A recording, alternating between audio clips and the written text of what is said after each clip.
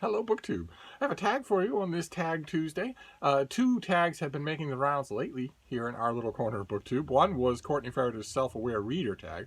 I've already done that. And the other one is this one, the Anti-TBR tag, which I was sure that I had done at some point or other. Maybe I had it mixed up with the TBR tag, but this is the Anti-TBR tag that was created by Nicole and her books. And I have seen it on a barrage of BookTube channels. I will leave a link to a whole bunch of those so that you can compare and contrast. And it's a contrary. It's a contrary book tag, which seems right up my alley. So let's see. If I have done this already, then I just didn't find the video. But that's all right. I'll do it again. Question number one is a popular book everyone loves that you have no interest in reading. And this is going to crop up often in this tag because the idea that I would have no interest in reading the book is so conditional. And that settled position has been so often upset in my own reading life that I distrust it very much. Very, very much. Like, for instance, the thing I wrote down is Fortune and Glory by Janet Ivanovic, which is her 27th, I believe, Stephanie Plum novel. And I've read a few of those Stephanie Plum novels. I think I reviewed one of them, maybe for the Washington Post or the Herald Tribune or something like that. I think I reviewed one book in the series somewhere along the line, or maybe two, and it's very much a home-cooked meal type thing.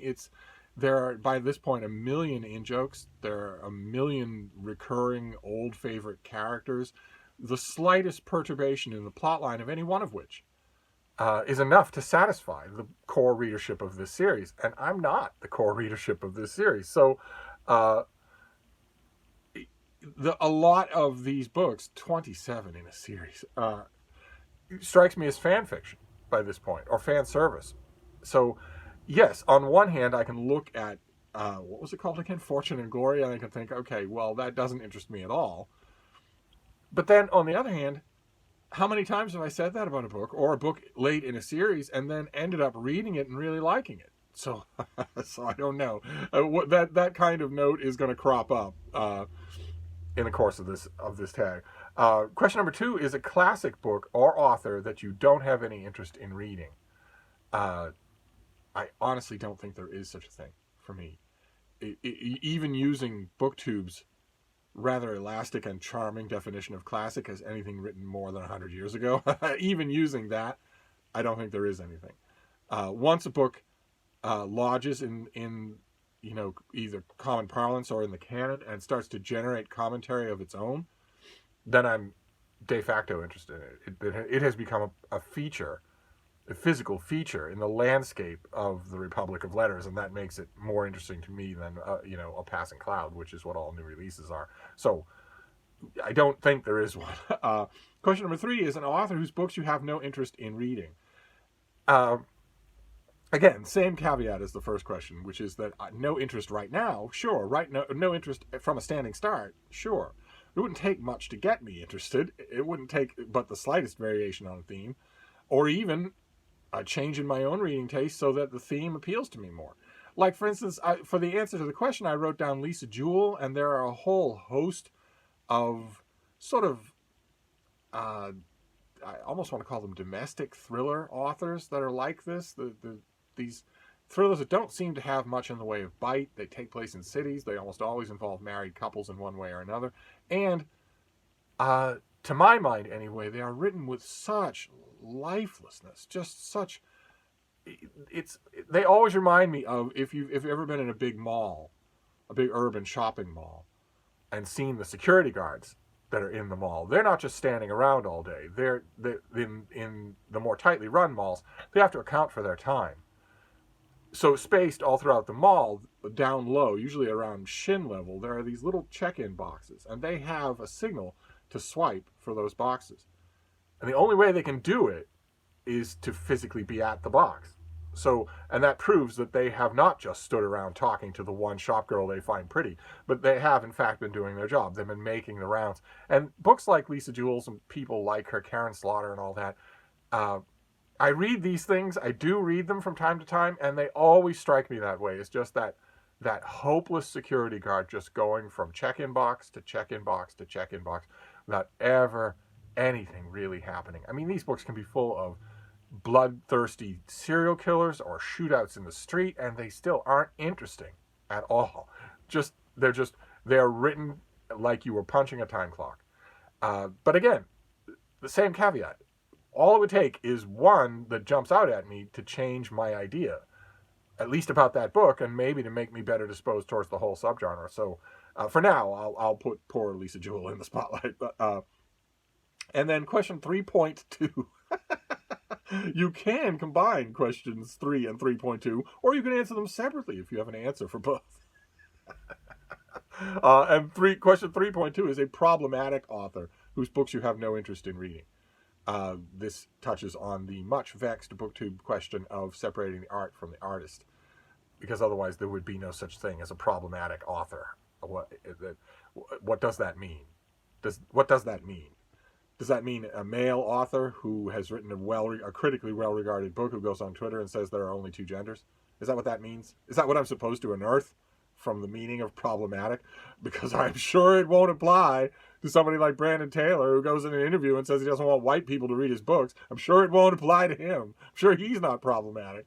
One way or another, I try to just not care. Not care one way or another. So I'm going to answer the question none. I am, after all, only quasi-human, so I sometimes fail. Sometimes an author can just tick me off to such a point that I don't want to read their work, no matter how much they've slaved over it. Although even there, a long, long time of reviewing books in print for audiences has changed my reaction to the point where if an author cheeses me off like that, I might want all the more to review their book in front of an audience, if you know what I mean. Then question number 4, an author you have read a couple of books from and have decided their books are not for you. Again, it's the same caveat. It's a slight caveat that might differentiate my response to this tag from a lot of other people's, because in addition to being my passion, as it is for all of us, reading new releases is also my profession. And that definitely has metamorphosed to the point where it's all new releases, where it feels like my profession, even if I'm fairly certain that I'm not going to be commissioned to review a book, or that I'm not going to be inclined to review it on my own.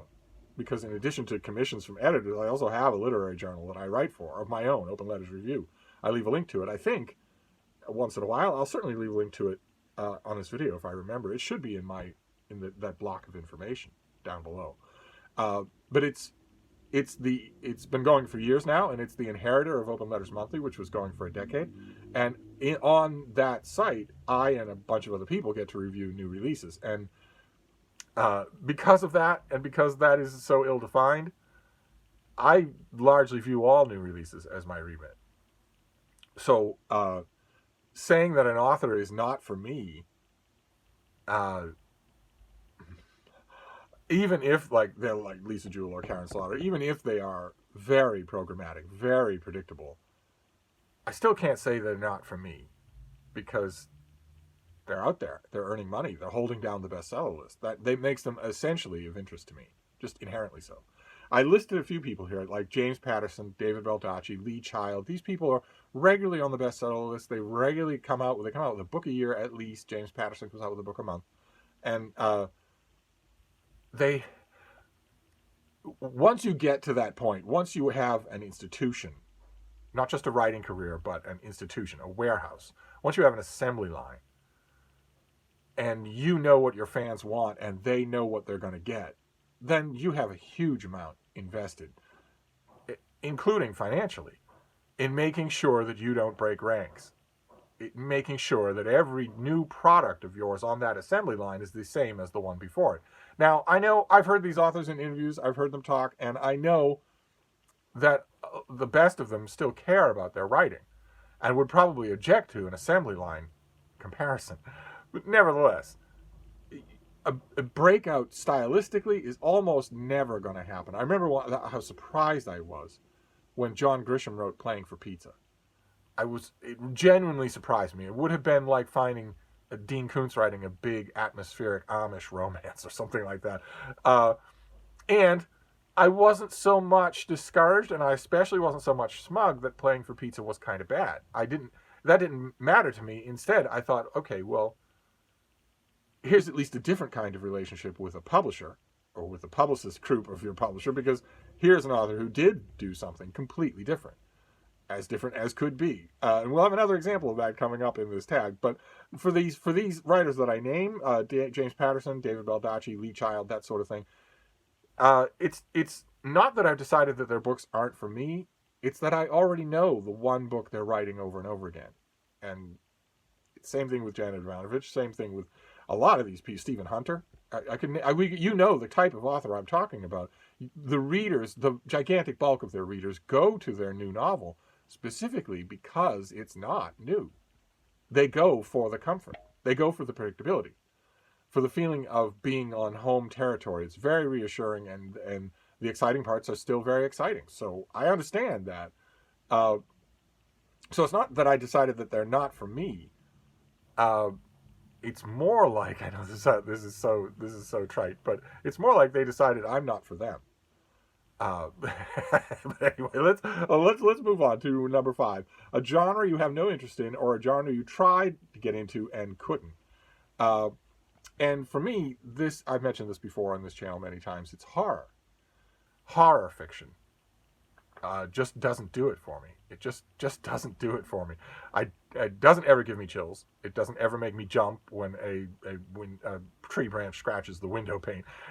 And it doesn't often strike me as particularly well done, because even the best examples of it are trying to produce those reactions in readers.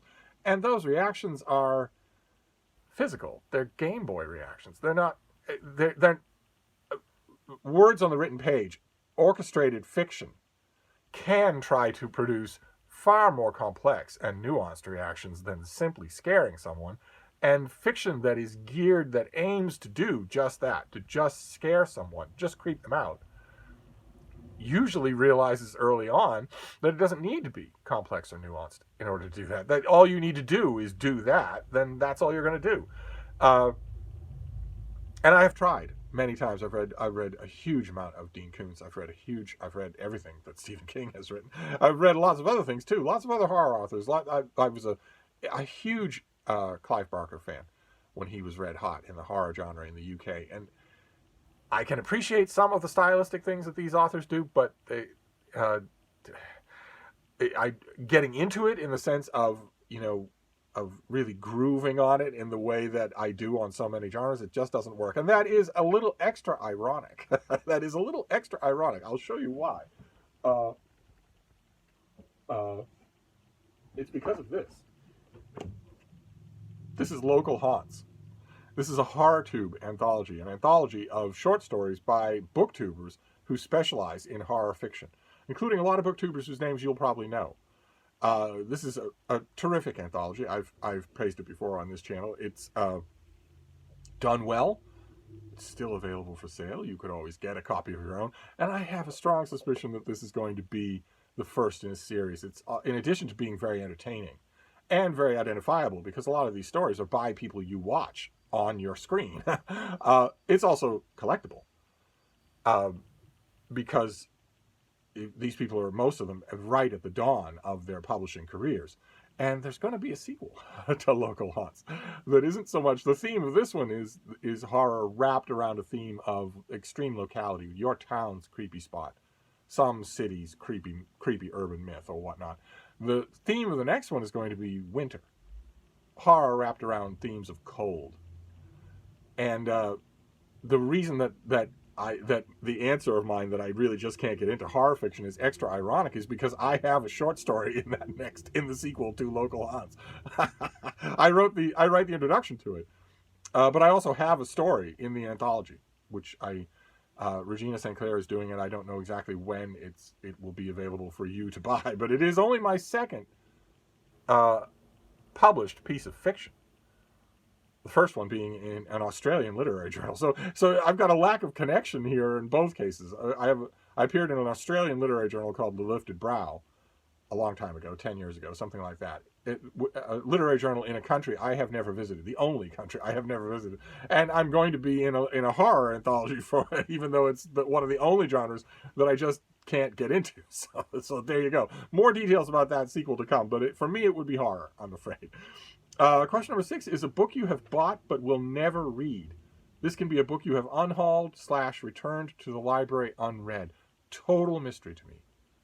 This whole question, the whole idea of it is a total mystery to me. Having a book on your shelf that you haven't read, okay, that's a little confusing for me too. But I understand people only read so fast and there's only so much time in the day. But having a book on your shelf that you can scan the shelves, look at it and say, yeah, I'm never going to read that, that I do not understand at all on a number of levels. So I have no answer to this question.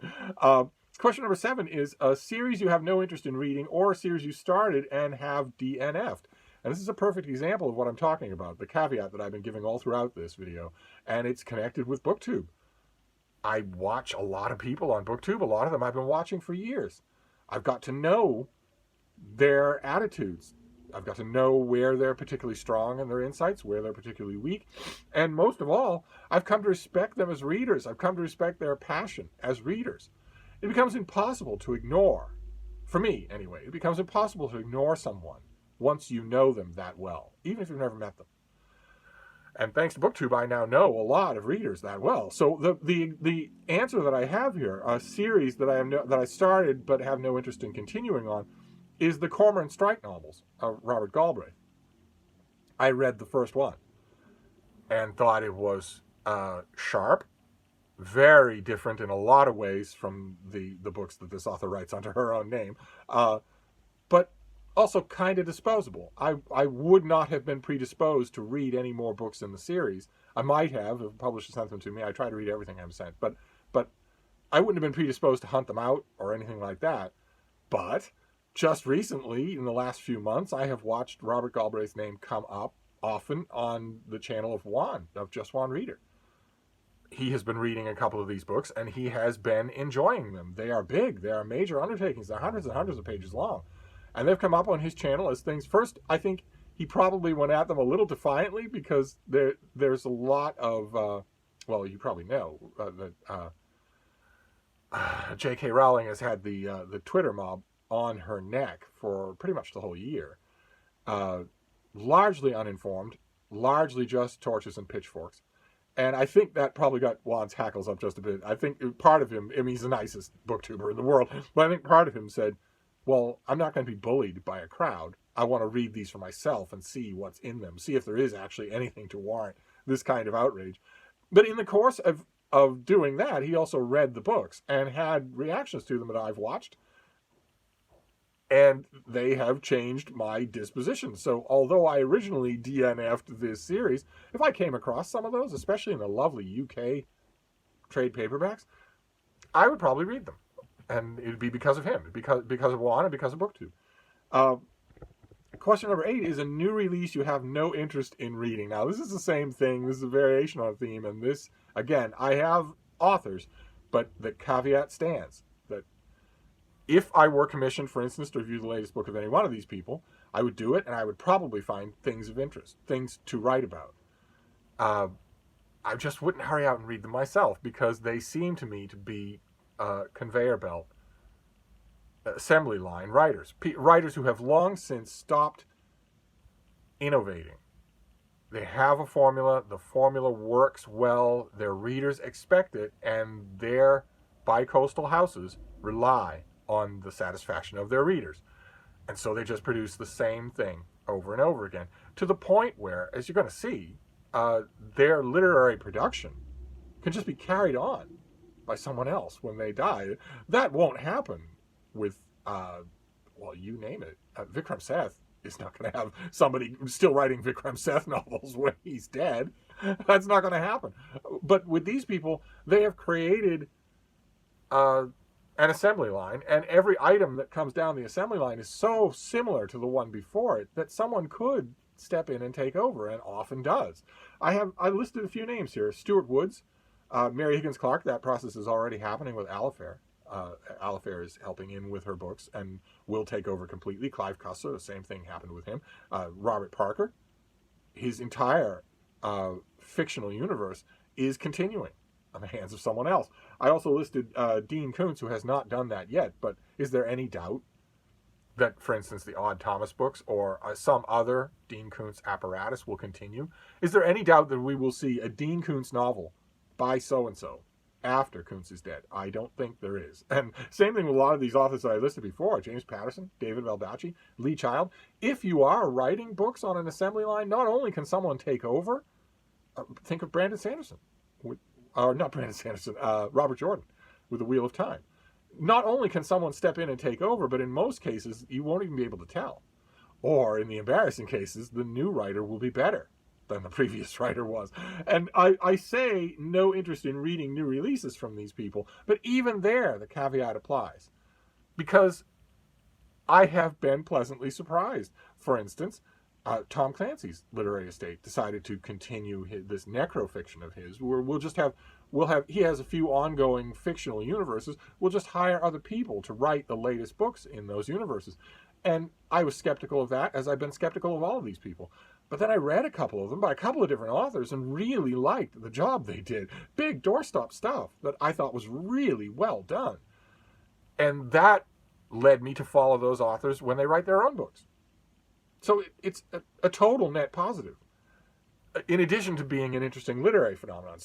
So even here, I can't rule it out completely, because these new releases and new release phenomenon are my remit. They are what I do. So I find it just endlessly fascinating.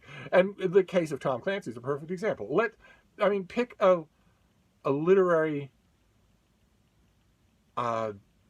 machine, a literary assembly line that's going right now. Actually, we don't even need to come up with a hypothetical. The Malazan Book of the Fallen. Steve Erickson didn't even wait until he was dead. He didn't even wait until he was disinclined. He started letting other people write Malazan books while he was still writing Malazan books. And some of those books are utterly fantastic. They're every bit as interesting as his books, but also completely different. So since I have counterexamples like that out there, I can't get too complacent about saying, it's not even Mary Higgins Clark who's writing it. I mean, Danielle Steele will do the same thing. Will we ever know a day when there isn't a new Danielle Steele novel, even when she's long gone? I doubt it. I doubt it very much. That's just not the nature of publishing these days. So that is it. That is the anti-TBR tag. I don't know how much good I did on it, but I want to tag a few people. I want to tag the Librarian California, because he mentioned in a recent video of his that he's never been tagged. So I don't know if he's done this tag. I hope not. Wouldn't that be the crowning irony? The very first time he's tagged, it's on a tag he's already done. I hope not. But I also want to tag Matthew at Mayberry Book Club in his tiny house with his huge cats. Scally Dandling about the books. Not sure what you can do with this, since Roz at Scally Dandling is rather refreshingly unconcerned with hot books, it books, or new books. So, but we shall see. If you feel like it, if the questions appeal to you, then fine. Also, I would like in my tags to continue to tag a newbie. I just think it's encouraging. If you have only a small number of subscribers, or you have a small number of videos, and you're wondering if you're just howling into the void, it's nice if the void howls back. It's the only tricky part about it is that with BookTube newbies, like with newbies in anything, the one thing you don't know about them is also the one thing they don't know about themselves, which is staying power. If you tag a BookTube newbie, are they even still going to be around in a month? I have tagged a few newbies this year alone who just stopped making videos. So the tag just goes nowhere. But I do have a tag. I do have a newbie to tag, a self-named channel, and a very good one, a very smart one, Kevin Rothert. I'll leave a link to all these people down below, because these questions get you thinking, just like Courtney's tag. So that makes a great pairing there. And of course, Britta, who I know did the TBR tag, but I don't know that she's ever done the anti-TBR tag. So feel free to do that as well. And there you have it. That is the anti-TBR tag for this Tag Tuesday. So I'm going to wrap this up for now, but I'll be back. Thank you, BookTube.